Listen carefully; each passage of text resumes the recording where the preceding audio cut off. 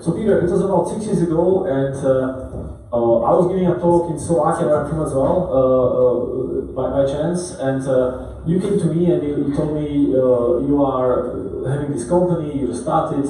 Slido was a company which started at a hackathon, by the way, which not many successful companies do, and you were very, very early, and today, 6 years later, you have been at 400,000 conferences. Tell me, why did you want to start a company in this space, and what was the original idea of the company? So I met Marian like 6 years ago, and actually that was the first startup grind you were doing, right? And you Slido. It was before I was doing startup. It was before you were doing startup grind.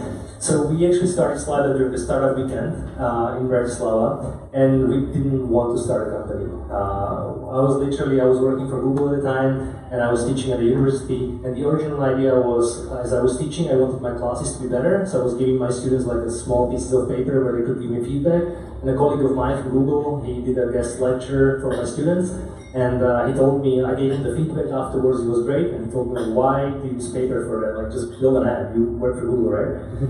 So we thought like, okay, this is something that could also help other teachers, so let's just build a simple app that other teachers could use to get better with their lectures. So we went to Startup Weekend, I met my two co-founders there, and all three of us were at the stage of our life where we were thinking like we would love to start something, but we didn't know what, and somehow we won the Startup Weekend, and we got 3 months free in a co-working in Bratislava, which was just opening at the time, and we were like, okay, let's just try a few more months of this. And that's how the story started. Okay, so you started, and then what was the original idea of Slido?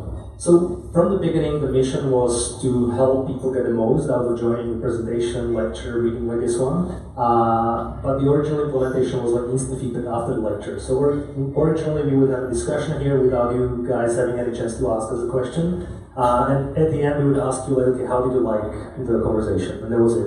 But obviously that has changed a lot now, and the first 3 months were really about searching for where will this feedback have the biggest impact.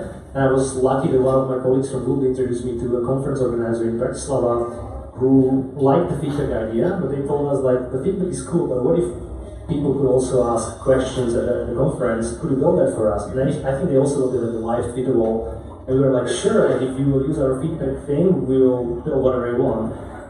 So we did that, we built that, we went to the conference, and that was actually the big kind of first aha moment for us, where there was one speaker from a big bank in Slovakia, and she was presenting a new app that they built, and she was a terrible public speaker, like really, really bad. And we were sitting there, and it was going really, really badly. And everyone in the room was just like, oh my god, when will this end? But she had an interesting topic, so some people sent in the questions through Slido. So when she finished after 30 minutes of torture, she looked at the screen and she's like, oh, I have some questions. And people are like, no, the white flags, like this and this. But actually, what happened is like she was a bad public speaker, but she was a really good expert. So she started answering those questions and she started giving really interesting answers. So people started asking more questions, and in the end it was like a 15-minute Q&A. It was probably one of the best parts of the whole conference. And we were kind of sitting there and we were thinking like, okay, if people would give her instant feedback, she would never ever present again. But after the 15 minutes, it was actually really, really interesting. And we realized that we can help presentations and people much more by improving the real time. Yes, that's a good feedback. So the first company was, it was called Instant Feedback. Then you changed the name. Instant feedback. Okay, then you changed the name to Instando. Instando. How many domains did you buy until you landed on the last one? So as you can imagine, I knew I needed something very, very short and powerful. So it took me 76 domains until I landed on Slido. And it wasn't actually Slido.com, it wasn't free at the time, it was Slido.do. As you can see, we just rebranded it a while ago. So DO means they had to buy the domains from the Dominican Republic? Yeah, so the only reason why it was still available, because the only way you can buy a domain from the Dominican Republic is through the official host.do registrant, and no one was kind of buying through it. And even it took me like 1 day to buy the domain, but it was December 27th when I finally found the domain, the Slido domain. And I knew like, okay, this is it, this is the brand. Okay, and then you had to think about whether you should buy the .com domain or not. We have some entrepreneurs in the room. I'm sure many of you are thinking about which domain you should buy. Is it .io? Is it .co.com? Why did you finally end up in buying a .com domain? You can start with this domain. I think Slido deal was perfectly fine at the beginning. .io is perfectly fine as well. .co and so on. But at certain stage, like once the company starts, like once you know you have a company, once like you start having at least some traction, you know that if you don't buy the .com domain, like it's a huge liability. So we knew we had to buy it. It was actually a funny story because it was owned by the president of the German police, and he somehow wanted for us. In a city, in Cologne, and he just wanted to kind of for his, some pet project, so he didn't want to sell it. He had the price 5,000 euros, that was his price. So we were trying to, we didn't have the money, we were bootstrapped, so we offered him design services, we offered him to code him something, but he was like, no, 5,000 or nothing. So it took us, I think, 2.5 years until we decided, like, okay, let's buy it from him. Okay, so 5,000. Then the domain was sorted out to 76 other domains.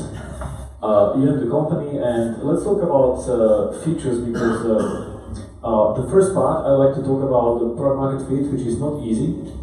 And you went through a big journey, and I remember when you told me first about Slido, I was not very impressed. It's true, and I told you some my opinion, and what impressed me is after the weekend you sent me an email with some improvements to my comments, and this impressed me because in the meantime, I talked to maybe 6,000-7,000 founders, and really, I'm convinced the great ones are great because they execute very fast, they deliver. And this is a question which I'm sure many founders are asking themselves, and there's not an obvious answer. Where do you keep pushing, and where do you find out, okay, this is not probably the right way, it's dead end, you have to switch and pivot into something new. So at the beginning you started with getting attendees to give feedback about the conferences, and then you listen to the customers, which is a great thing. And one of the comments was, okay, why don't we offer attendees the option to ask questions? Where do you draw the line and know this is probably not the right way? So actually, like once we switched to the conference segment, we were super lucky that was the early segment for us actually.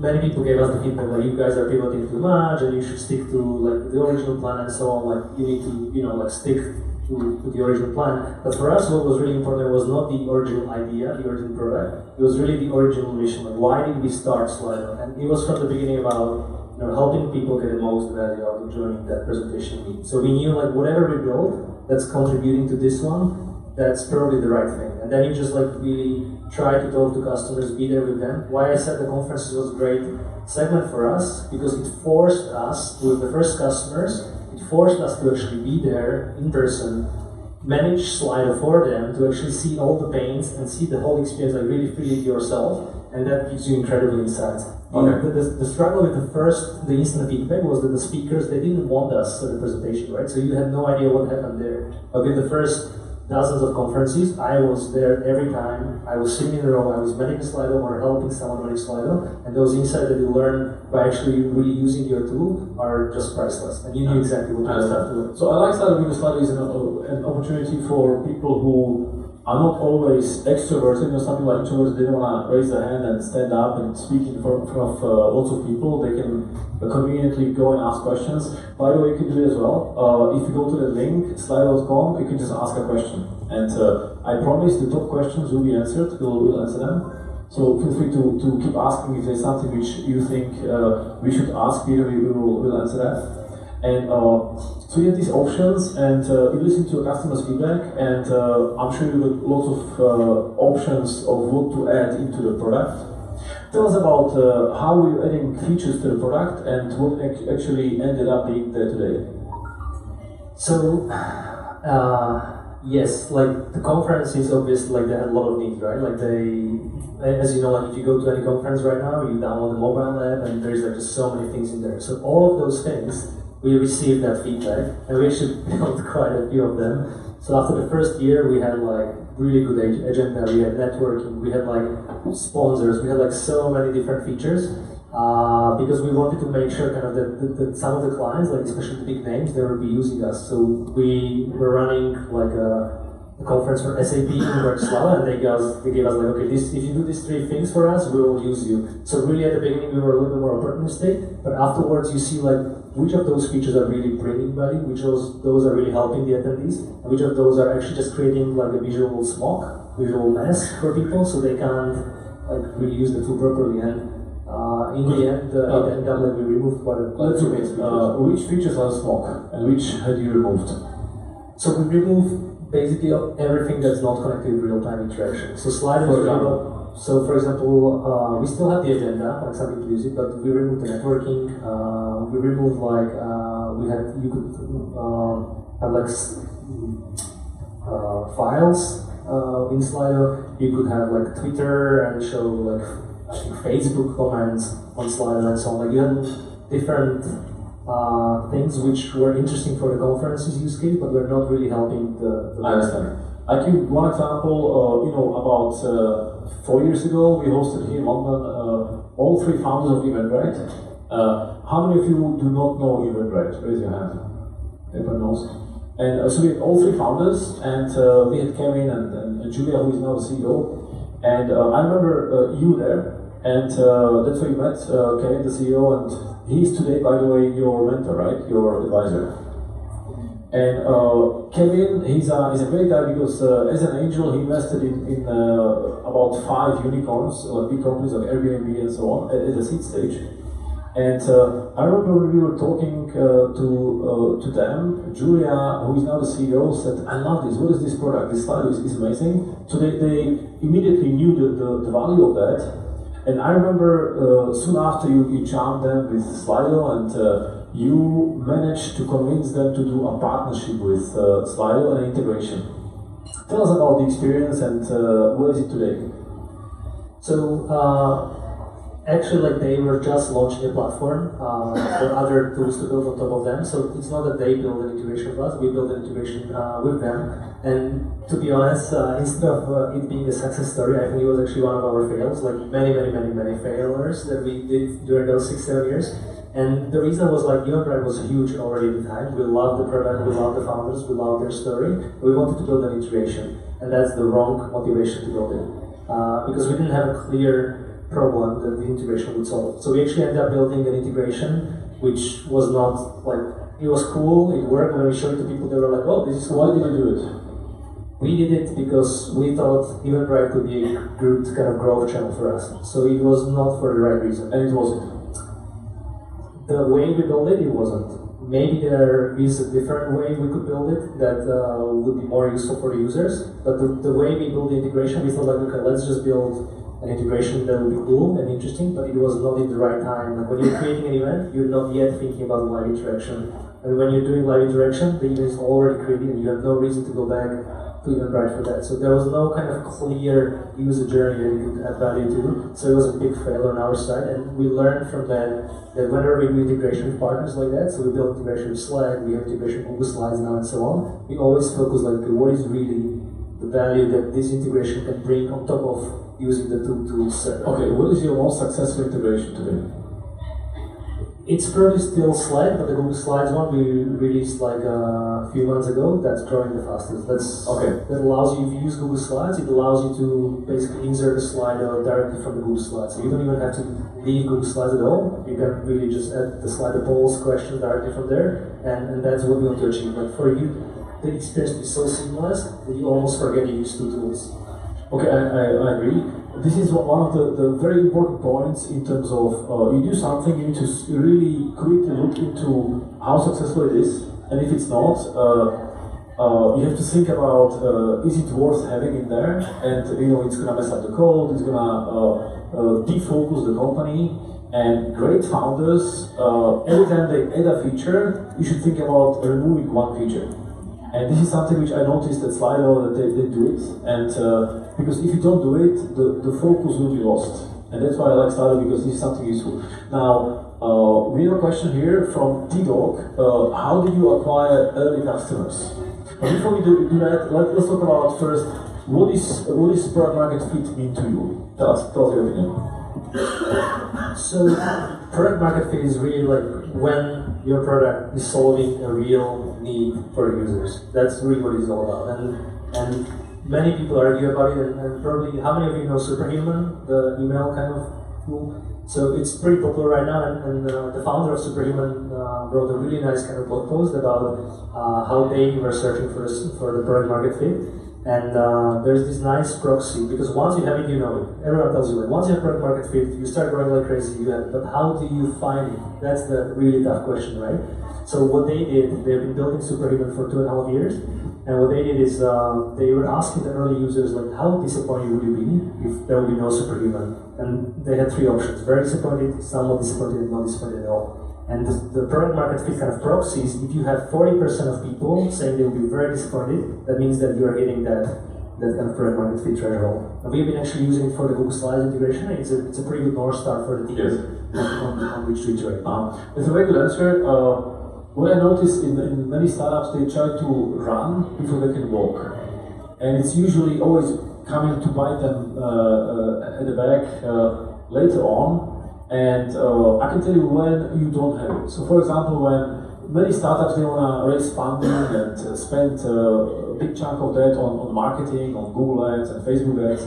And what happens is they spend, let's say, $2 or $5 on getting a customer, but that customer brings them only $3 at the lifetime value. And this is a way of throwing money out the window, not growing organically because you're losing the money.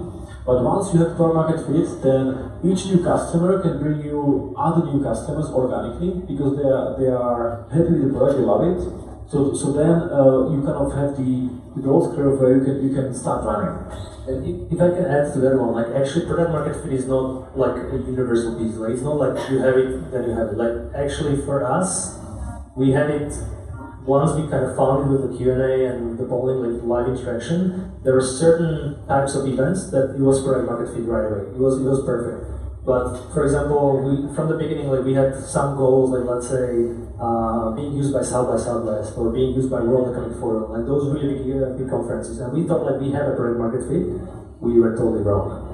Because when you feel you have it, at which point? So product market fit, you have to recognize that there are different groups, different segments of customers. And if you have a large conference, you have different needs than a small one, right? So just because you have a product market fit for, let's say, like an easy, like a small, medium business, doesn't mean you have a product market fit for like a large enterprise. And that was a big lesson for us as well. Like the enterprises, even though the product would solve their need within the meeting, they need so much more around the product to be even able to use it, that unless you have this, you don't have the product market fit. And we almost failed with some of those clients that we really wish that we fought so hard to get.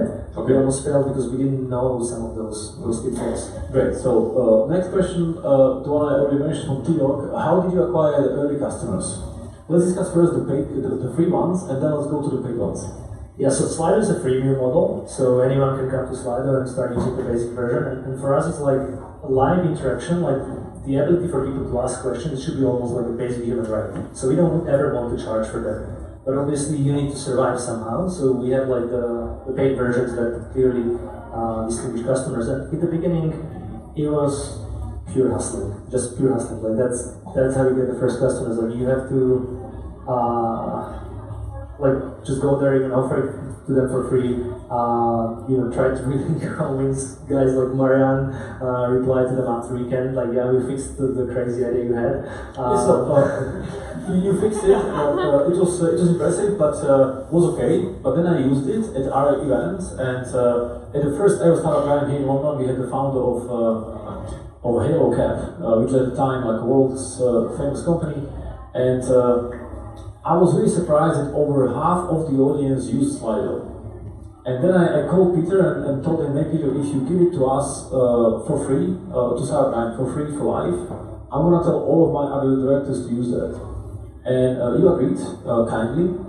And maybe you would do it today, but at the time you did. Yeah. And literally the next month, Slido was on 3 other continents. In Australia, in Africa, and in South America, due to Startup. And I was okay with the product, but I saw the audience loving it because it gives the power to the audience to ask questions and have them answered, so that's why I like it. But you told me earlier that you have one of the biggest missions at the beginning is you wanted to be where the customers are. And how did you do it, and how did you convert them into your paying customers? Yeah. So this is like a really critical thing. Like if you want to build the best product, you need to be there where the best customers actually are. So if we wanted to get South by Southwest, we had to go to the US, right? And so the story of Slido was really great that we started in Bratislava, like in our hometown, where we had the connections, where we could kind of hustle or convince some people to be crazy enough and use this really unproven product. And that's how we were able to really learn like what to build, and how we were able to kind of build something that we were quite confident about. And after a year, where we were quite confident with the product, it was being used around Europe already, we were like, okay, let's conquer London. So that was the first kind of base. And then my co-founder Peter, he actually came here with a sleeping bag. And the original plan was like, he will come here for 3 months, I think, and he will conquer London. So what was the budget for conquering London?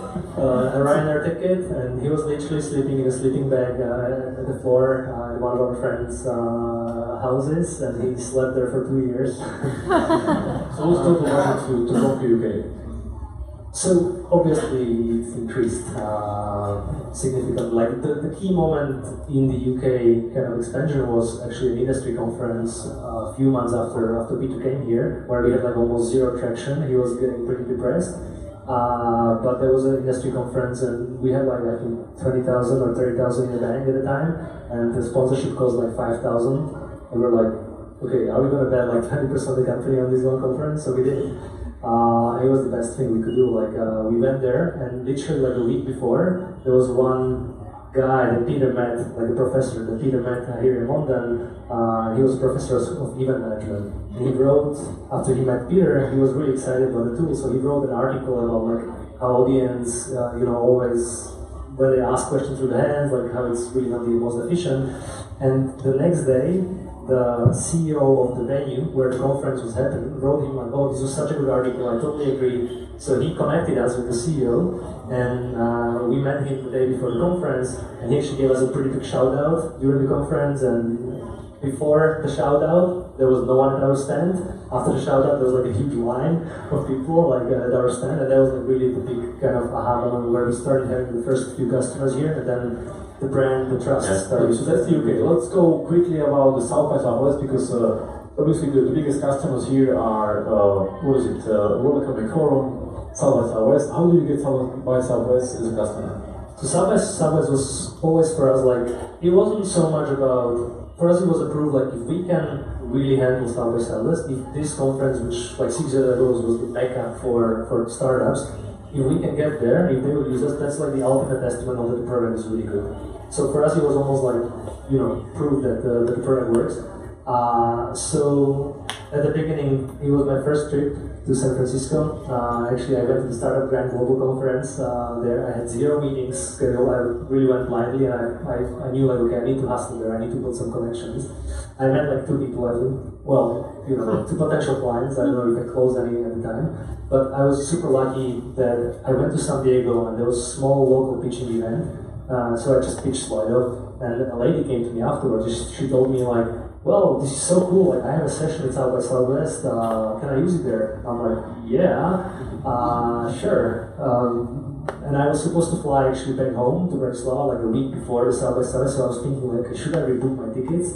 Should I spend like another 10% of my company money to actually buy a ticket to South by Southwest and buy accommodation? It was super expensive at the time, and go there. And I asked her like, when do you have the session? And she said like the last day of South by Southwest. I'm like, but I have a good friend who has a session with Tim Ferriss on the first day.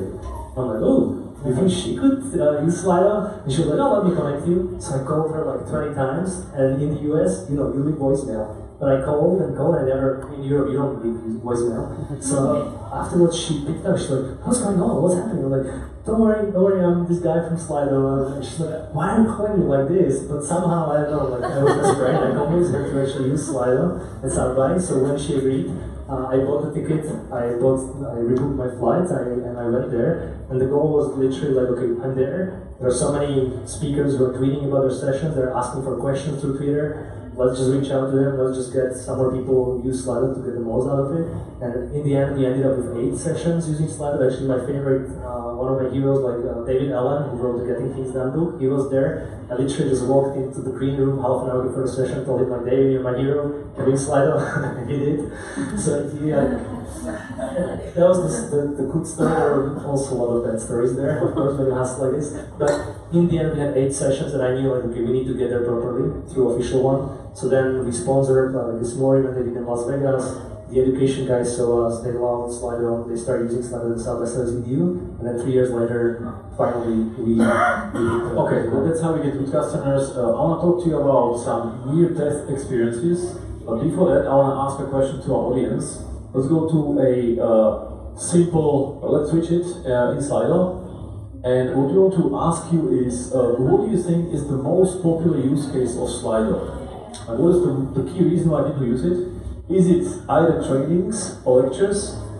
Is it conferences? Is it meetups or all hands meetings? Please let us know.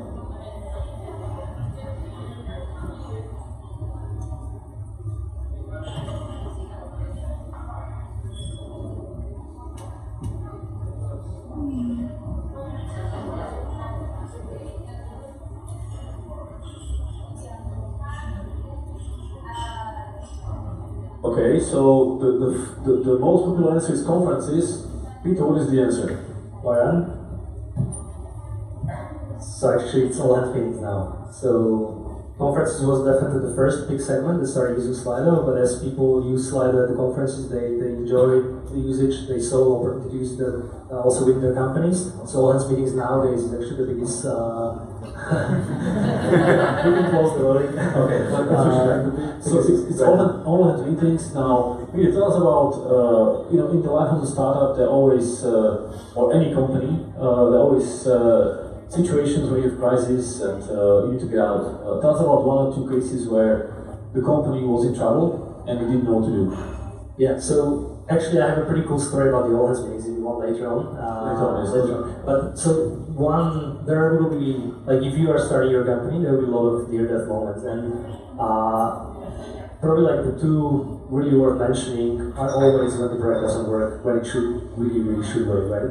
And one of those near-death moments was, it was a half year after we started, one of kind of the big conference organizers in Slovakia started using Slido, and they actually used it at their kind of flagship conference in Barcelona. So I went there personally, everything was ready, everything was set up. I went on stage and I told like a room full of bankers from all around Europe, like guys, go to Slido.com, enter this hashtag, it's gonna be great. And they were like, Slido is not working. I'm like, oh, so the Wi-Fi is down? No, the other website worked, Slido is not working. I'm like, okay, give me a moment. And so I, obviously we didn't use Slido for that first session. I messaged our CTO. He was like, oh, Slido works, of course it works. So I went back on stage for the second session, the same thing happened. The organizer was not happy at all. And it turned out that we, as you're starting, like, of course you're trying to release very fast, and we introduced a stupid bug, when 5 people joined Slido, it crashed, like literally, it could handle 5 people. So when we tested 2 of us, that's the problem with 3 founders, like when you test, it works. A few more people killed it. So there was a 2-day conference, and I knew that we messed up like really badly. This was like a big conference organized in Slovakia, who we were counting on to have like a lot of events. And there was an event in London, our first event in London, that was supposed to use Slido that evening. And I messaged our CTO, okay, we need to fix that. Or should I write him that please don't use Slido? So I went to walk on the park, and in the meantime he was trying to fix it, so I came back 1 hour before the event in London, and I messaged him, like, okay, is it working? And he's like, it should. I'm like, Really? He told me like 5 times today it's working. No, it should. Okay, so I didn't message them. They used it really well. It was actually Tech Hub demo day, the first one they used Slido here in London, and it worked really well. I messaged the organizer, she was like, oh, it was great success. I'm like, okay, so it probably works now. So the second day, and I knew that, okay, if the next day I have 2 choices. I either walk on the stage for the 3rd time and look like a complete idiot in front of all these people, or the company is dead. Like, if you lose this client, we will be done. So it wasn't easy, but I walked on the stage, and thankfully there were not everyone was in the room the first day, so some people joined, and there was this really great speaker from HSBC speaking, and he had a great presentation with several like really great polls that added tremendous value to the presentation. So it was great use case. More and more people started using Slido, and in the end, like the usage was a great success. But cool. it was really near that experience. Yes, Peter, we have 5 minutes left, so let's squeeze out the maximum value out of you. Quick questions. How did you fund the company in the early days? Quick answer. My money. So savings from my previous job. So you didn't pay your employees? We paid ourselves like €500 a month. Just the co-founders? Just the co-founders. And how long did you go just co-founders and not hiring people? 1 year. To work with? 1 year. And then after 1 year we raised like the 30,000. 300,000. First the 30,000 okay. from angel investors. That's where we hired the other 3 co-founders also for €500 a month. I don't know how we convinced them, but somehow they joined. There was Peter with the sleeping bag. Yes. So he joined on €500. And you mind the sleeping bag, or he had to buy it himself? He had to buy it himself. Also Peter. Okay, did you have some equity? Yeah, sure. Okay, so he's a happy guy now. We'll see. What happens, right? Cool, so that's a good answer. What are your biggest competitors, and what makes Slido better than them? Without promoting Slido too much, what do you think the customers think? So, like there are very few companies that do exactly what you try to do, but there are some companies like Mentimeter is great one for speakers, Kahoot is, let's say, for quizzes, which is like everyone is doing a little bit different things than we do, but there are some good companies out there. But what we are trying to do is like provide that one really simple experience for our attendees. Like you join Slido, you enter the code, and everything else should be happening for you in real time. Like you don't need to think, and that kind of simplicity, like removing all those barriers for the attendees. That's our mission. Like, how can we remove those barriers for the conversation? Yes. So, example which happened like half an hour ago or 40 minutes ago. We were in the back talking to Kenneth from WeWork Labs, and we just told him what you do, and his immediate reaction was, "This is pretty cool. We should be using it." Like, you don't have to sell if the product is so cool or so. It provides so much value that people instantly think we should be using it without you have to push too hard. So you find you're already there with the product market fit, and it works. And this is kind of one of the big mantras from the beginning of Slido, was like, just focus on the success of your customers and the rest will follow. So don't focus on money, don't focus on all these metrics or everything, just really focus on making the experience of the customers great. Yes. And especially because people can see Slido being used, that's how they learn about Slido. So for us, it's even double important. Yes. So Slido is a company which now has how many employees? 150.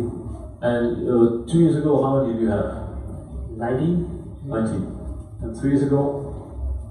45. So you're going very fast, and you admitted confidentially that you made some mistakes in your sales and in your objectives for sales. What went wrong, and how do you adjust it? So actually, like, we didn't have sales team for the first 6 years. We only like officially admitted that we had a sales team almost like a year ago. And before that, like, really our North Star metric from the beginning was like number of successful events. So that was like the right metric to focus on, like how many people did you help to have a successful event. And that was really steering us in the right direction. And that was also the main metric for our sales people. But once we kind of recognized their sales team, we gave them like the revenue metric. And it's not necessarily bad, like they need to of course have a revenue metric, but at the same time they need to still keep in mind like why we're doing this. Like a salesperson should really just help a client go through the buying process to be able to use the tool and have successful events, right? That's the main mission, main goal of the salespeople. And if they do a great job, they will earn a lot of revenue, right? So you need to make sure that they always understand the ultimate goal, like why they are actually in the company, why they're doing the job. It's not just about money. Okay, the very, very important point you made to me that you said, what you are now, when I ask you what do you worry about today, you told me you worry about how to make sure Slido will still be here in 2 or 3 years from now. Can you please elaborate on that and explain to us what you mean, and how do you make sure Slido will survive in 3 years from now? Sure, so I use this metaphor. When you start a company, it's almost like when you are trying to get with a plane and fly with a plane and the runway is really fast approaching. And that's when you're kind of worrying about surviving the next month, the next 1 or 2 months, right? And then once you kind of successfully, take off, and then you hit the altitude and you're somehow cruising, then the horizon is of course much longer because you have some cadence, you have some brand, you have some customers coming in. Most of our customers are inbound, coming in organically, so we don't need to kind of push for that. So we have probably some time, but especially in this industry, things are going to change so fast that you need to always be looking okay, how could we innovate? How can we change things? How can we always stay at the edge? And it's so easy, especially if you grow so fast, and if you have a lot of customers and 150 people, you're solving so many problems. They're internal or customer problems and so on that you didn't have to solve before, that it's easy to almost forget innovating. You have so many requests from customers you need to solve and so on, right? So making sure that you hit this balance right, that you still have the operational excellence, that you still kind of are able to be operational well, solve the problems of the customers, but at the same time leave enough space and creativity for innovation. I think that's a huge challenge, and we're definitely trying to find our way around it. It's a very important point. Let's go to 2 more questions very quickly. Do you feel your success would have happened even if you did not come from a technical background? I did not. I don't have a technical background. Exactly. So where is the success coming from then? So we were very lucky that actually on the 3 co-founders, we had the kind of so-called golden triangle: the developer, the designer, and me, the hustler. And that's what it is. Okay, so I think the funding question we already answered. How did you use the funds when you raised it? What did you spend it on? Oh my god, so stupid. I remember exactly when I received the money, I felt okay, we're growing this fast without the money, we now have to grow twice as fast, and I need to start doing all those things with the money. So stupid. Don't do it, please. So I wasted 20% of the money in the first 3 months. On what? You don't even want to know, completely. I hired a super expensive person, potential head of sales in US, in San Francisco. What was I thinking? We spent money on online ads, really. We bought some sponsorships, really stupid. And then I realized, okay, if we keep this way, we're gonna go bankrupt in a few months. Okay. And I realized, okay, we need to go back to what we were doing and just make sure the money allows us to kind of replicate that. That's business. Cool. Last one is, do you ever find that having a live list of questions behind the speakers distract the audience from the talk? It's a great question, and there are some events that don't like to display the questions, and I think it really depends on the audience members. This gives you much more kind of transparency into what other people are asking, and you trust the process much more if you see them. But yes, there are some people who are maybe a little bit more visual who might struggle with it a little bit. So yes, majority of people benefit. Some people might be a little distracted by that. So maybe having it a little bit more on the side would be a bit better. Okay, so on this note, please join me in thanking Peter Kovanik from Slido.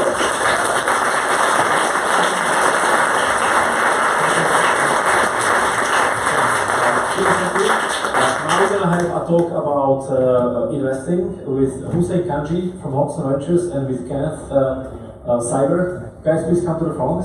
Peter, please don't go anywhere. I'm going to ask you towards the end for 3 tips about networking, because you've been to probably more conferences than all of us combined. So now, please, without any further ado, join me in welcoming Hussein Kanji, partner of Hoxton Ventures. Hussein, hi.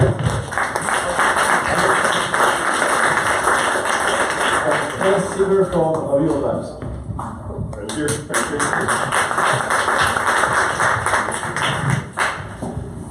Right. Well, so let's see what we begin. So So Hoxton and I was sitting and chatting back there a little bit, and I think what might be an interesting place to start is to just tell people a little bit about how you created, Hoxton Ventures and where you came from, and why you just thought that, starting a VC fund would be the next interesting thing you should do with your life.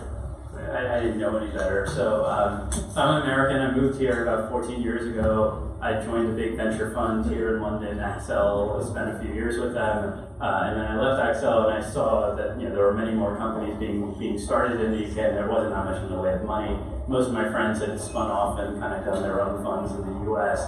And foolishly, I thought I should go do the same thing.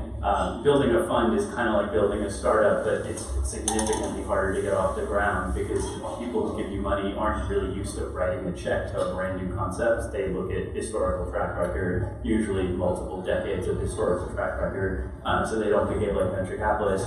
If I knew that it was going to be this hard, I wouldn't have done it. I would have just ended up joining another firm. I didn't know. I thought it would take maybe 12 months if I was really good, because that's about how long it takes. Maybe 24 months if I wasn't so good. So realistically, probably 18 months.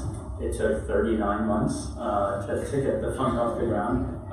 At month 24, I'd given myself enough runway to not have to worry, but you get told this thing about sunk cost, which is, sunk cost is sunk cost, right? It doesn't come back, so you should walk away when something is sunk. But you don't want to fail, so at 24 months you find a way to give yourself another year, which is what we did. So now it was 36 months and we still weren't done. And at this point you really don't want to fail because it looks really embarrassing. So you kind of persist, and eventually enough people took pity on us and we got funded and then we got going. So that was kind of our story. So I think many of you may not know, but Hoxton is also a very successful startup founder before starting Hoxton. So why not carry on starting companies? Why go to investing? And following on from that, do you think you make a better investor because you were a startup founder, or does it not matter? So I wouldn't describe it as very successful. I would just say a startup founder. So number one was a tiny company. It was an agency. We sold it for $6 million. It was cool because I was 18 years old, but it wasn't a particularly successful company. Number two, it's got a high bar for success. So number two, I did two things. I bought a whole basket of tech stocks in the dot-com bubble, and so in 2000 or 2001, whenever the dot-com bubble collapsed, all that money disappeared. And I took the rest of the money and I founded a second company with my own money, and that company collapsed and went to zero as well, largely because of the dot-com bubble. So I lost all of the money from number one. I had this trade-off. I had this brilliant idea of buying like a Range Rover and then driving the Silk Route. That would have made me more money than if I'd done that than all the other stupid stuff I did in the stock market plus the second startup. Then I had to get a job, so I joined one of my advisors' companies. And that company raised $35 million on his track record and then spent $35 million and would have collapsed, but it got rescued and got sold to Comcast for 10. So I don't think that was a successful company. And then one of the angel investors in that company and I teamed up and we created a company. We bought out all the intellectual property and we sold that business about 2 years later for $135 million. So I made a little bit of money back. And then I went to go work for Microsoft for a few years, and then I joined this venture fund, and I liked the venture side. And then I think once you join the venture side, you become fundamentally broken as a founder because you no longer do real work. All you do is drink coffee all day and go to meetings, and you have no value add anymore back. So once if you flunk out of a venture firm, which is kind of what I did with Axel, then you have to go figure out how to join another venture fund who will hire you in venture, or create your own venture fund. So out of kind of pure necessity, Hoxton had to be created so I could stay in the industry. And I do think it helps to go through the journey of being a founder because you largely learn all the dumb stuff that you're not supposed to do and you have a little bit of empathy. But most of investing is very different than being a founder. Most founders who end up becoming investors don't like it because you go from this world where you're very active, you get to shape, influence, hire, create things, to this world that's really passive, right? And you write a check, you kind of turn up every 6 weeks, every 8 weeks, every quarter to something, and either it kind of goes right and you don't really know, your information flow is kind of secondhand because the founder that you've invested in and the people who are telling you what's going on in the business, you don't have real-time information, you have no control, no influence, you can maybe nudge. You basically figure out how to say one interesting thing over the course of the year, and hopefully that thing sticks, because if you say 2 or 3 things, it doesn't stick because they start tuning you out. Nobody wants a boss, right? So an investor's not a boss. So it's this very different world. And then, like I said, and then you train yourself to largely figure out ways to say no to people, which means that you have zero optimism, zero naivete. You have no ability to do anything, because like most of life is going to make stuff that's hard and make it possible. And you basically find 1,000 reasons why the impossible is really impossible. And so you're fundamentally broken in any other way except to invest. It's a very difficult job to transition out of. No, I think I was very impressed to hear how, Hoxton has taken this approach to investing, because we were talking before, and I used to do some investing as well, but I hadn't reached the level of maturity that you had, so I wanted to invest in people that I could help. But these were fundamentally also people who were arrogant founders like myself who didn't want to be helped. So it's a great cocktail of people who really needed the help but didn't want it, and all those investments failed miserably until my wife pulled the plug and took my bank account away from me.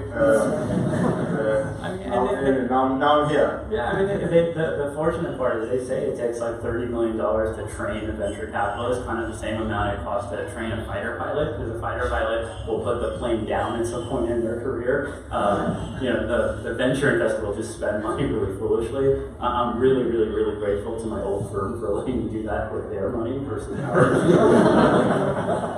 And so I do think that's kind of the job, and you can't, if you want to help, which I think is a very natural instinct on anyone who's ever built a company before, you find that if you try and pick companies that need help, you pick broken companies. And the whole job of this investing is to pick people who are going to be super successful, and you have to train yourself to literally be the dumbest person in the room, because if there's any inkling that you think you're smarter than the people that you're investing in, like, why are you writing that check?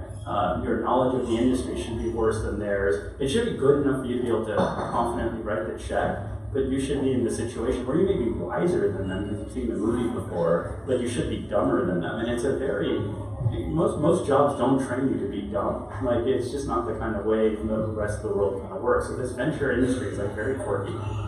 Just as a raise of hands, how many of the people out there are currently running a startup? Oh, a lot. So before we go to some of the questions behind as well, I think it might be interesting to ask you, what's the best way to approach an investor if you want to get in touch with them? Do you read obviously on Hoxton, you've got I'm sure there's a way to get in touch with you just by email. Is that something you read because you must get thousands, or do people somehow have to come and tackle you outside the office or get a recommendation? What's the way that kind of gets people in the door? We're pretty open. I mean, we do read the emails that come through. We don't necessarily read them with as much frequency as we do, so it's when we have downtime that we actually read the stuff that goes to business plans. You'd be surprised at the kind of, I can read out some of the emails that I get, and some of them are really random, like really random. They have nothing to do with tech investing. I don't know why they're emailing us. So there's a lot of noise in that inbox. We will look at it, but you have to kind of get past the noise. And the easiest way is, this is an industry where a lot of social engineering, I think, is required on the part of founders. To be fair, we have to do the same kind of social engineering when we're raising money from LPs. It helps to come in via reference from someone who we already trust. It makes the process much more efficient. It's not a requirement. I mean, we'll look at stuff all the time from all kinds of people. One of the things about being a new firm is, it's not like you're sitting at the top of the pyramid. So you do the work to go figure out if you want to do something or not. But I do think as a founder, you try and engineer, like at least socially, how to make sure. Remember, this is an industry. I mean, you can see it like with things like in the scooter industry. Like, just look at how many scooter companies got funded. This is an industry largely of lemmings who have no capability of independent thought. And so they look at social signals and they look at what their peers do. So, like, if someone thinks like Sequoia is thinking about funding you, I can guarantee you're going to be in a ton of partnership conversations with all the people who kind of want to be Sequoia when they grow up. Not everyone's capable of doing that much independent thought. I think that leads to probably an interesting thing as well for people. What are your investment criteria if you have any set ones? Well, what are you looking for when a company walks through the door? Yeah, so it's really simple, and it's also like spelled out on our website. So we largely believe the world is mostly efficient and kind of works well. And lots of things can be improved, but you can't really make a ton of money on improving things. So we look for stuff where there are brand new markets being formed, where there's a reason why that company that's being born, and it's usually not just the one company, it's the industry, so there are multiple companies kind of being born. There's a reason why something is being born. It could be like an underlying technical change, it could be a regulatory change. It's some kind of catalyst that allows the industry to get born. We think a lot of those kinds of companies that get funded when these new industries are born, there's like a bunch of them, and it's kind of like the blind man and the elephant. Nobody really knows what the shape of the industry is, but usually one or two kind of emerge as the winner. Usually the vast majority of those end up being born in the US and emerge as the winner, so it's the American one that emerges as a winner, but once in a while the European one emerges as a winner, and we mostly invest in Europe, or pretty much exclusively invest in Europe. So when we think the European one has a shot at becoming the market leader in that new emerging category, we like writing the check. That's it. So I noticed the question behind, which is gone now, but also we talked about like what. So the question behind here was, which unicorn investment did you miss out on? Assuming anything came across your table, but you also linked to, but what's the investment that, like, with the value of hindsight, you wished you put the money down for? Yeah, and that's easy. So we're like most other VCs, so pretty dumb. So we turned down UiPath like very, very, very early on, and the most bitter part about this is the next fund that did it was Accel, so my old firm gets the credit for it. So that makes it especially worse. And we met Daniel ages ago. We looked at it, my business partner looked at it. He writes code like actively. He does a lot of stuff in kind of headless Chrome. He's like, I can write scripts that do this thing. There's no technology here. He's dead wrong about this. And then we turned it down on that basis, and then we saw Accel do it. The company today is on track to do $400 million in revenue this year. It's a $70 billion company. They would have returned their fund over in multiples. Like it's a really painful mistake. It costs us more to do dumb stuff like that than it does to write a check and lose it all. So there's a question behind here as well. So what are the key things that you personally look for in an investment day? Are there any things that when you see that they jump out to you in a positive or perhaps a negative way? Yeah, I mean it's this idea of like a large brand new market that's being formed, and some evidence of traction or product market fit or whatever you call it, and it's hard to there's not a science to this, you kind of know it when you see it. It could be, we've done stuff, and I've done stuff off of a sheet of paper, I've done stuff that's a little bit into revenue, and it really doesn't matter to me. The question is are the ingredients there, and is that market going to stick today? Because there are a bunch of markets that we take bets on where the market doesn't stick for like 3, 4, 5 years, and then the company runs out of cash in one form or another, and we have to sell it, unfortunately, in order to get out, because otherwise the alternative is the company goes bust. So we take a lot of this kind of market-centric risk. So evidence that the market's kind of clicked into place is the most important thing for us. So when we think about markets, obviously market, you talked about school to market a while ago, there's, that school companies will be around, on every quarter. Are there any other markets at the moment where you look and you go, oh, not another X, Y, or Z, another scooter company, but what's the next big hype or bubble? Yeah, I mean, it kind of comes and goes and comes in waves. I mean, right now you're starting to see a bunch of companies that are doing stuff in like the dark kitchen, virtual kitchen, like restaurants as a service type business. Travis has one with cloud kitchens. There's an ex-Uber one that just got funded by Andreessen Horowitz. I mean, the most interesting company in that space was funded by Sequoia like 6 years ago, called Rebel Foods. It's kind of one of the bigger ones in India. It's gone in Southeast Asia, so most people here don't hear about it. But usually these kinds of things, at the time the market gets born, nobody really wants to write the check. And then as the market clicks into place, lots of people want to throw money at the problem. And sometimes the late person can catch up and win, but usually the first person usually has the advantage in that business. So the question here is, what was the company you sold for $6 million? I think people are curious about the £6 million company you sold when you were 18. It wasn't even £6 million. It was $6 million. It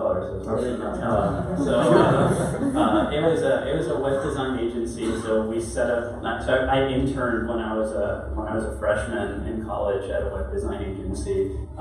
We then a bunch of us kind of peeled off from there and set up our own agency. We did HP's first website. We did did Apple's like proper first website. We did a bunch of like websites for people. You know, it was back then in 1995. We wrote a book. It became a bestseller.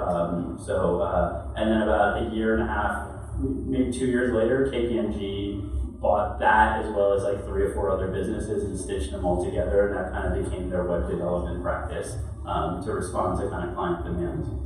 So I think, you know, 2 things we should also talk about. So one of the things which is, and the guys who are out here, if assuming that people have a good idea and that you think, team is actually pretty decent, that it's a business that could work, what are some of the most fatal mistakes you see founders make? Things where things go wrong when they could have actually gone right? Yeah, so the biggest mistake that we see, and this is where I spend a lot of my cycles, like trying to make sure people don't make this mistake, is I think everyone probably understands what technical debt is in the room, which is, if you are building something from scratch and you're going to do stuff in a hurried way, you end up kind of building this debt, and you have to go back to the technology stack and kind of go back and fix and patch the debt. I think in Europe especially, because Europe historically hasn't had that much money in the venture community, there is organizational debt that gets built in these companies, and it happens particularly around the time that our companies really should be hyper-scaling. So they don't build the bench of people that they need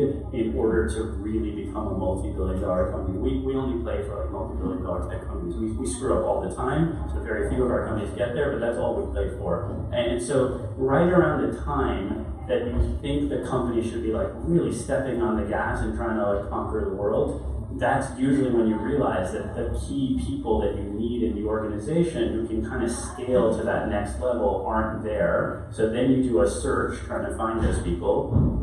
If you're really lucky, you can find that person sooner, but usually these searches take like 3 to 9 months, sometimes as much as a year. And then these people join the organization, so by the time they get productive and they're culturally imbued with the values of the firm, etc., it's another 3 to 6 months on top of that. So right at the time that you want to step on the gas, you basically end up in this position where you're basically stuck for a year treading water because you can't step on the gas because you don't have the ability to be able to do that. You don't have the kind of leadership team or the management team or the middle management layers in place. And a lot of this stuff usually comes because the companies are too poor to be able to invest in the people that they need to invest into. And you have to figure out, if I think this one's going to work, I kind of want to spend into the growth, ahead of the growth. I kind of want to invest into the team. And I would say the vast majority of people in Europe screw this thing up. And it's one of the reasons I think we don't see very many successful companies come out of Europe, because when they have the potential, they kind of get stalled for about a year. So people now know how to solve technical debt. I think organizational debt is still a little bit foreign, and I think you see a lot of venture people, particularly people with kind of a private equity bent to them or a finance bent, who don't want to over-invest into things. And the challenge with this is if you don't over-invest,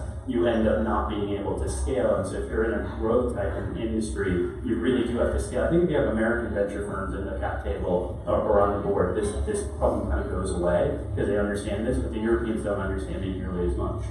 So there's another question which rose to the top, which I also asked you. You had an interesting answer, so we'll go with it.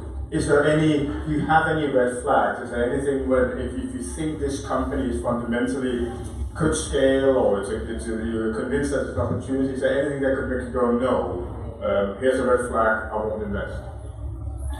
There's the obvious red flags, like, the person committed fraud in the past, or, something that you wouldn't get excited about the business. And my feeling is if you get excited about the business, you really think it has a shot, why would you want to artificially limit your ability to pick a winner because A doesn't feel as right? Maybe the founder's like incredibly difficult, which happens. You know what? If you are convinced that they're going to be the market leader in the thing in the industry and they can scale, and that impediment's not going to stop them from scaling, well, who cares if they're difficult, right? It doesn't make that much of a difference. I mean, you might as well write the check than not write the check, because there's so few of those outlier type businesses in the world. you kind of want to be an investor.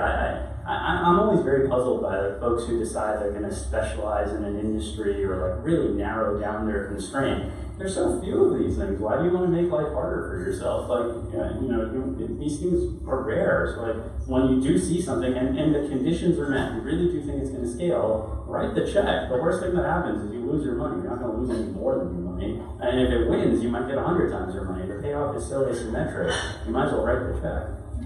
So another thing which we were talking about was, I've heard, and people out there may have heard the same or differently, that there was a lack of seed and pre-seed investment in at least the London market right now, and so the companies are trying to get to Series A much faster. And so there's a huge amount of money at A and B, but not much as seed. I think you've got a slightly different view of that. Yeah, we haven't seen that. I think there's some like data on this that we did like recently, and there are roughly about 25 new funds that have been formed every year for the last like 5 years in the UK. But that's the funds that have closed and announced. I think there's a ton of people investing. I used to keep a spreadsheet. It was like a communal spreadsheet that the venture people all kind of contributed to, all the new funds that we knew that were out in market. And that spreadsheet was like 100 different lines in the spreadsheet. So there's like all this money. Most of that money is like people are forming funds, but they're not forming like $100 million, $500 million funds. They're forming like 10 million, 20 million, 30 million, $40 million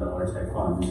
And so the natural instinct for if you're managing 20 to 40 million bucks, the only thing you can afford to do is do seed investments. You can't do like Series A and Series B. You don't have the money to do it. So I think there's a ton of money out there in the seed stage. I think Series A is a little bit harder, but it's still pretty easy because there are a lot of new funds that have also been formed in that space.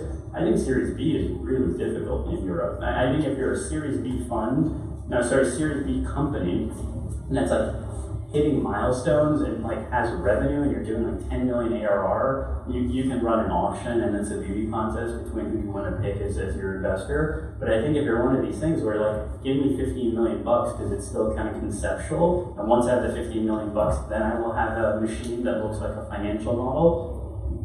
You need kind of courage to write that check, and you need capital, and there are only 5 funds every year that are above 250 million that's raised. That includes all the incumbent funds. So there's not a big pool of like investors. If you assume everybody raises on every 4-year cycles, that's a pool of 20 investors. Your ratio in these kinds of things is like 1 in 20. And it's just not a big enough pool to be able to get that kind of check. So we see a lot of companies that could be potentially interesting, but aren't definitively interesting, really struggle at the Series B.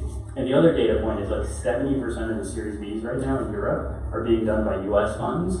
So that can tell you one thing, is the US funds are just amazing and seeing everything coming here, or it means nobody's doing anything, and the few deals that are getting done are being done by courageous people in the US who don't really bother to spend that much time in Series in Europe to begin with.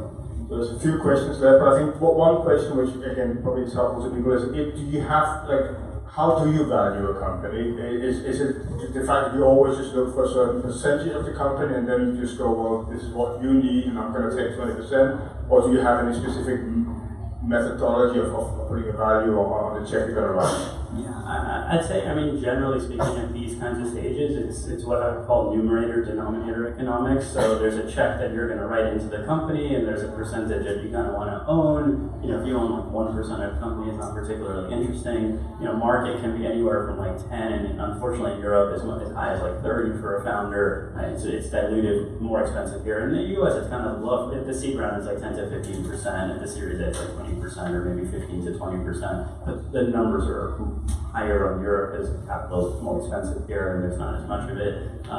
And so that's numerator denominator, and then you sanity check the denominator, right? So if the denominator then is going to be a ridiculously big number, you gotta really think twice about it. And if the denominator is ridiculously small, that's also kind of a bit of a red flag.